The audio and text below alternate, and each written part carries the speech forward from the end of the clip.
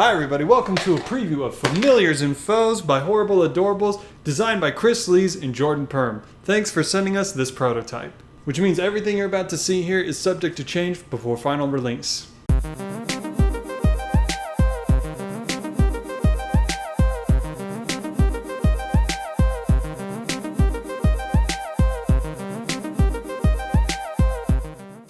So what is Familiars and Foes? It is an adorably occult-themed co-op beat-em-up where you take on the role of familiars of witches and wizards that you're trying to rescue from foes.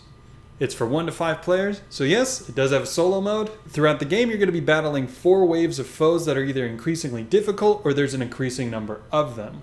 You either win when you complete the 4th wave and rescue the last witch or wizard, or you lose if you and your party members all die.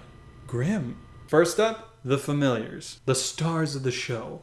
Each familiar matches with a specific witch or wizard, and when that specific witch or wizard is rescued, they either offer a continuous game buff or they'll offer a one-time goodie if that familiar maybe isn't in play. They also have unique abilities, which have counters on them that you can use for a limited amount of times throughout the game. And they also have an element that they have an advantage over. More on that later. Also, everybody's going to get dealt an artifact card at the start of the game, and my favorite one is Spicy Boys. Alright, let's talk about the scrolls. On your beginner scroll, everybody has generally the same spells with one kind of unique one. Everyone has a simple spell, does light damage, costs only a little MP. A strong spell, slightly more MP, can do more damage, or it can backfire and cause you damage. An elemental spell, which can only be cast on a foe of which you have the elemental advantage over. Everybody also has the same 2 healing spells on their beginner scroll, which will either be Healing Paw, which has you spending MP to heal HP, or Magic Eye, which has you spending HP to heal MP. Then there's your training scroll. It acts as a sort of checklist. Once you've done everything on it, you'll flip it over to its advanced side, unlocking better spells and abilities, as well as the ability to revive a downed teammate. So between the unique spells, abilities, and artifact cards, this game has a nice peppering of asymmetry, so everybody feels like they stand out and are a bit unique from one another, almost like they have a role to play. Alright, that's a little bit about the familiars, let's talk about the foes. So here's what we're looking at when it comes to foes. They are leveled in difficulty from 1 to 3, 1 being the easiest, 3 being the hardest. They're aligned with a specific element. Now, going back to the familiars, they can only cast elemental spells on foes that they have an advantage over element-wise. For example, this familiar can cast a spell on a foe that is aligned with the ether element. This one's aligned with ether, meaning we would be able to cast our elemental spell on this one. That's my favorite one. He's got a little hat and he's a space bear.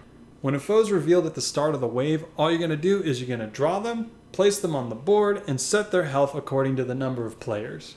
And the upkeep's super easy. You just got to keep an eye on the special abilities, which will either sometimes trigger when something's done, or it's just something that's continuously ongoing for the wave. And when it's the foe's turn, you're going to roll the d20 and resolve based on the chart. Super easy. And when you defeat a foe, you get a reward. I'm not going to go into all the rewards. I'm just going to give you kind of a general idea of what you get. You can either get MP, HP, an attack buff, or fun stuff like that. Now that we talked about the game's stars, the familiars, and the foes, we can get on to the game's below. So on your turn, you can cast a spell. You can do a physical attack, which you're going to roll a d20, and you'll either miss, hit, or do a critical hit. But also, there's stuff you can do outside of your turn, such as you can use a special ability, which you can trigger on somebody else's turn in order to give them a helping hand. You'll spend a counter on it and resolve it. It could be anything from reflecting damage to doubling damage, shielding someone, or healing someone. You can also use a coven bonus from one of the witches or wizards you rescued. And of course, like in all good co-op games, there's a team attack ability called Ballyhoo. After somebody on their turn has cast a beginner spell successfully, you, the inactive player, will get to Ballyhoo. You spend 1 MP and you flip a coin. If it lands on eye open, you're successful and you do extra damage. If it lands on an eye closed, you take damage. Every turn is going to be tracked with this adorably distressed frog, and then it's going to be the foe's turn. Then you roll the d20, start back at player 1. Lather, rinse, repeat. You keep doing this until the wave's over. The game ends after the 4th wave when you've rescued the final witch or wizard. And that's our preview for Familiars and Foes. Overall, I really love this game. It's adorable, it's occult themed, so I'm a sucker for that kind of stuff. And I like that all the familiars stand out from one another with artifacts, special abilities, and unique spells that you get as you complete your training scroll, which that also I like because it kind of nudges you to try a little bit of everything, and you basically get to level up. It's sweet. And when you rescue a witch or wizard that matches with one of the familiars in play, that you get a continuous game buff. Or at the very least, if they don't, you get a one-time use goodie. That's pretty sick. And that you get rewarded with buffs and healing from all the different foes whenever you defeat them. The whimsicalness of the entire game is just kind of, it hooks me. This game's not bogged down in upkeep because it's just simple as, rolling dice, flipping a coin, keeping track on whose turn it is, and, lather, rinse, repeating and going on to the next round. I really like the cloth board. It's a little busy, but I'm told it's going to be changed before final release, which is good because I love it overall. It just needs to be kind of cleaned up a little bit. If you enjoyed this and you want to check out Familiars and Foes a little more deeply or even pre-order it, I'll include a link in the description down below. And if you're going to be in Columbus, Ohio at the Origins Fair from June 21st through the 25th, you can try out Familiars and Foes at Table 6 at Hall C. Thanks so much for watching.